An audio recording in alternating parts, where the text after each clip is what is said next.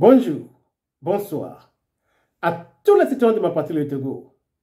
Vu ce qui se passe ces dernières semaines et ces derniers jours au Togo, une chose devient claire.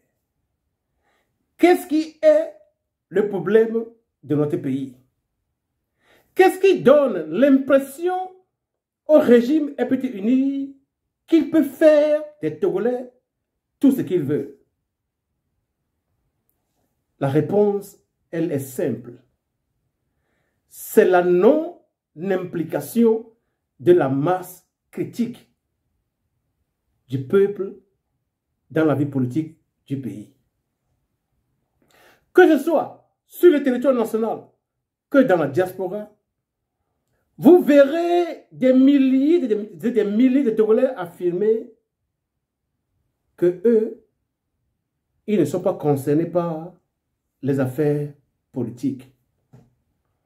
Et les gens qui font ce genre d'affirmation ont tendance à oublier que c'est la politique qui détermine le prix du maïs, du blé, du pain, et ainsi de suite. Au Soudan, on a augmenté le prix du pain. C'est une femme qui a pris le devant des manifestations. Omar el-Béchir, l'un des plus grands dictateurs du continent africain, un sanguinaire, devant une manifestation dirigée par une femme, Omar el-Béchir n'a pas pu tenir. Il a été dégagé du pouvoir par une manifestation qui a commencé sous la direction d'une femme à cause de l'augmentation du prix du pain. Au Togo, on augmente le prix des denrées alimentaires presque tous les jours. Qui élève le petit doigt? Personne.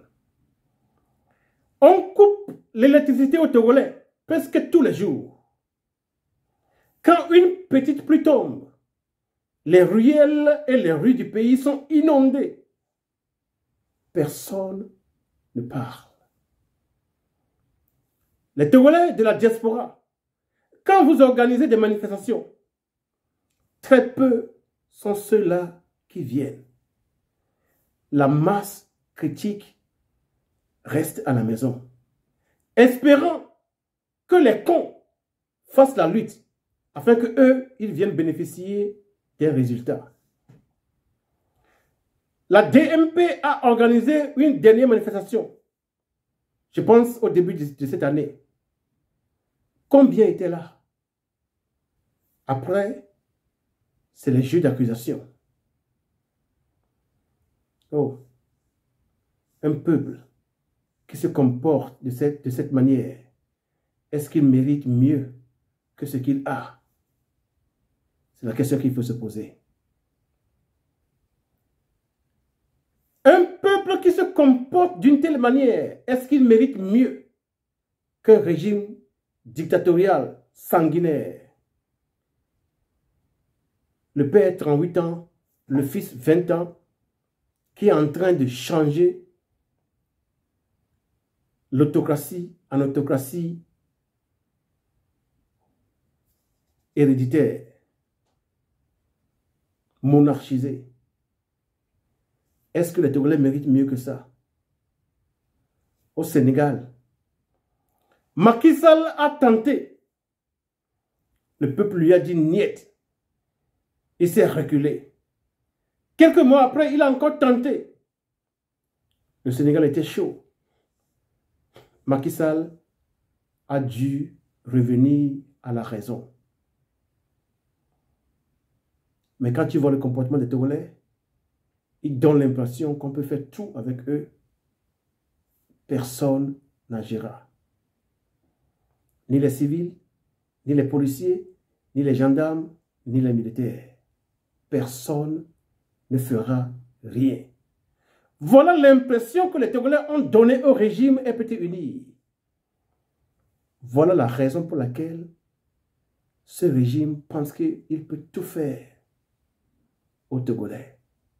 Et il n'y aura pas de réponse adéquate.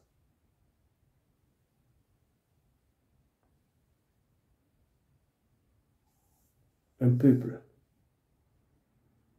qui ne sait pas réclamer sa dignité, un tel peuple veut quoi? Il mérite quoi? Si ce n'est un tel régime. Dites-le nous. Toi qui écoutes cette vidéo, quelle est ta contribution pour que ton pays devienne un pays libre et prospère pour tout le monde?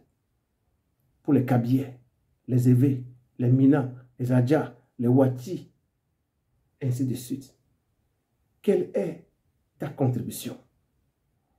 Qu'est-ce que tu as jamais fait? Qu'est-ce que tu es prêt à faire pour que ton pays devienne une nation vivable, un pays vivable pour tous? Qu'est-ce que tu fais? Qu'es-tu prêt à faire?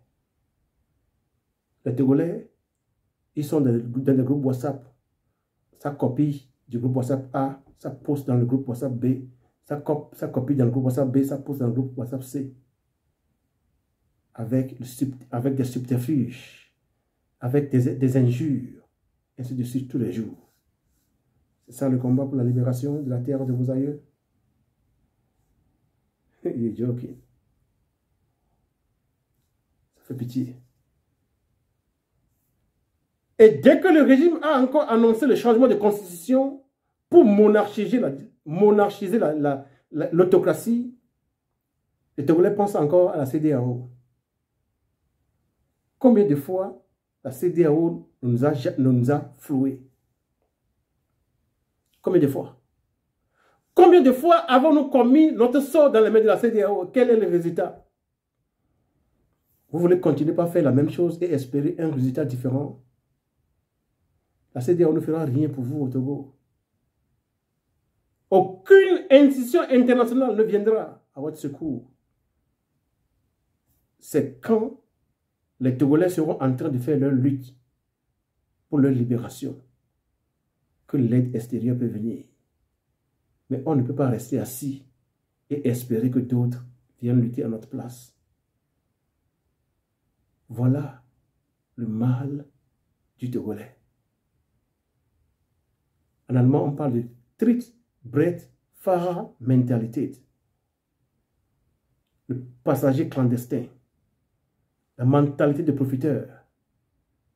Ils sont prêts à donner un minimum. C'est le minimum, la plus petite partie possible. Mais ils espèrent un grand résultat. Ça n'a jamais fonctionné comme ça. Il faut investir avant d'espérer des dividendes.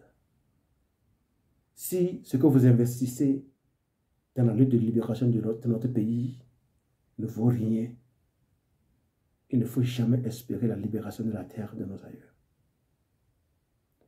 C'est quand chacun fera sa part que ce pays pourra se libérer. Je vous remercie.